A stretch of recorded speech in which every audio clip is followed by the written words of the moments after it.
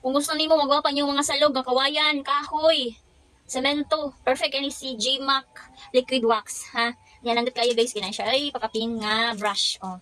Ano mo gamiton ini brush sa inyo ang salog. I-unbox na to ni ako ang i-ordered nga ano, liquid floor wax mga madam. Ano ni siya kanang gikan siya sa G-Mac. Nag-order ko ani kay ano ba kanang gamiton ako diri sa muang semento kay wala nang ikuan ako siya floor mat. So nangita ko unsa may much better nga kanang para mupula kayo nga akong salog kay gamit ko mga Tycon, mga dye wax. Dili siya kaayo permayo siya spermero niya mawala ra ang yaang ano ang yaang kanang kapula ba. So mo ni siya nga nangita ko diri So order ko para ni sa muang kuan semento. Yan. Then na po siya ipakapin ng brush. So, na siya pakapin. Siya pakapin, brush. Sige, ito nilang tawon. 1 letter man ni siya.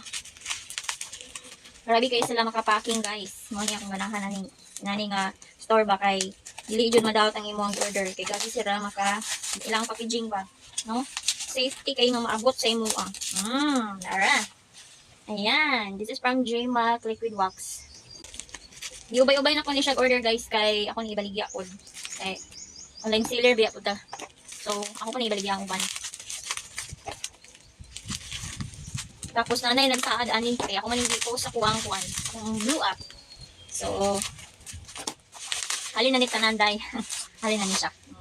Binabaligyan na ako ni diri sa mo og 300 kay ano ba siya, ang puhunan pa nimo ang shipping pa so magbayad pa no 300 akong baligyan ni diri. Guys, kung nakita mo og para magwapa na nyo ang mga salog diha para mupula na aron manindot na kayo magwapa na kaayo pamalit na mo aning ano haning J-Mac liquid wax kay barato na diha sa to ang Yellow Basket.